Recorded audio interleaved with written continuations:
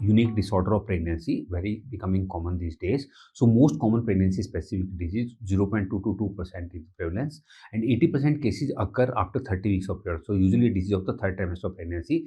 Isolated case reports exist of ICP as early as 7 weeks. We have seen patients in first trimester also, and especially in the family. I had a patient whose the elder sister also had, her mother also had ICP in pregnancy, and she started it at as early as 12 weeks of pregnancy. So really that can also occur, but usually it occurs after 28 weeks of pregnancy. And usually the patient has pruritus, deranged liver function test, and adverse fetal outcome can be there.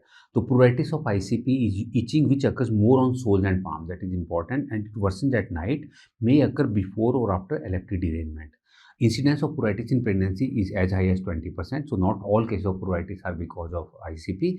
Incidence of ICP is only 0.2 to 2%. That means many cases of pruritus are without ICP also. So provisional diagnosis of ICP cannot be made based only on pruritus alone, because pruritus is more common symptom than ICP. What is epidemiology of ICP is up to 14% of women with ICP in the UK report a positive family history for condition in sisters. In India also we are seeing that.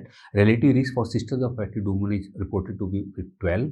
So it is 12 times more common in the affected families. And autosomal dominant and sex-linked pattern of inheritance has been suggested for it. And most common mutation is ABCA4 gene encoding for multi-drug resistant protein 3, MDR3, also causes estrogen-induced cholestasis. So usually it may be a little bit more common in multiple pregnancy, IVF pregnancies.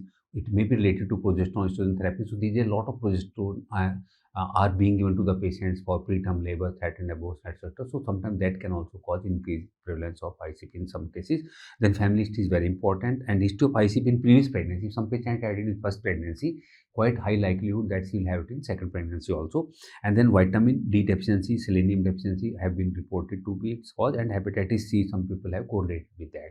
But usually if hepatitis C comes in the test, where then usually that's a separate disease itself, but rarely can cause ICP also. So in the pathophysiology of ICP, we know that cholesterol converts into cholic acid or quinodeoxycholic acid. They are the primary bile salts of 0.5 gram per day, and then they can be further shifted to sulfates or metabolates of progesterone. And then their primary bile acid then convert into by bacterial action to secondary bile acid, lithodeocholic acid, deoxycholic acid. And the primary bile acid, secondary bile acid, and then fecal concentration 0.5 gram per day. So there is a enterohepatic circulation of these bile acids in the body. So that may be affected. So what is the terminology for pregnant woman with itching of normal skin? So gestational pruritus, we use the term because if you take the serum bile acid concentration, so up to 18 micromole per liter can be normal. So if it is 19 and above, so less than 19 is normal. So gestational pruritus, itching and peak bile acid concentration less than 19 micromole per liter, then it is called gestational pruritus, not ICP. In ICP, the level of bile acid should be more than 19. So if it is the mild ICP, when we label the use mild ICP, itching and raised peak bile concentration is in the range of 19 to 39 micromole per liter.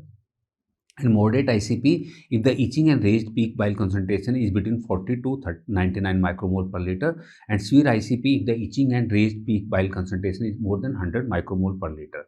So this is the RCOG guideline 20222. So that is used for that, and so anything more than 19 is taken as ICP. So now what is the diagnosis of ICP? We will know that pruritus can be there in prologue of pregnancy, pruritic urticaria, pruritic folliculitis, and diagnosis of ICP is usually diagnosis of exclusion. And we need to rule out other like viral hepatitis, autoimmune hepatitis, acute fatty liver, cholelithiasis, drug-induced hepatitis have to be ruled as per RCOG guideline.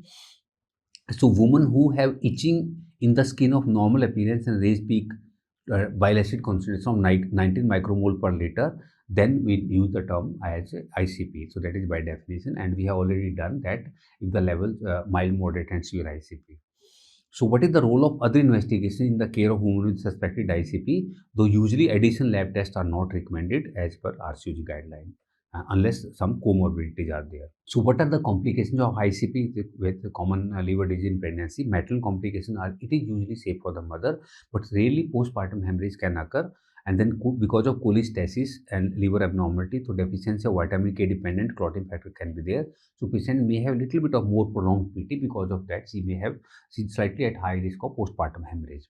But so ICP is more commonly causing fetal complication in the form of, really it can cause prematurity, asphyxia, stillbirth, meconium stain liquor. So that's why we are more worried about the adverse fetal outcome.